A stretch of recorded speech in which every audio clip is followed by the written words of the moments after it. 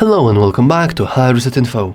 In this video, I will tell you how to fix your screen rotation not working on Honor 200 Smart. Let's begin.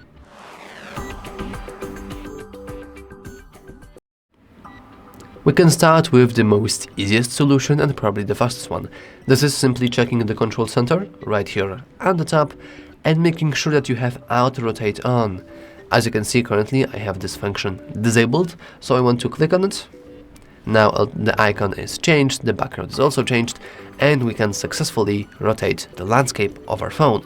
If for some reason you don't see this icon, you can always go to the pencil icon here, and you want to add your rotation, auto rotate option if you can see it in your shortcut list. Yeah. So now we hit done, and it should be working. You just like a little quick reminder. There's also a possibility that the application that you're using is like fixed. For example, many games, like I don't know, Clash Royale, for example, is always in the portrait mode. However, Clash of Clans is always in landscape mode, so you can't really switch between those.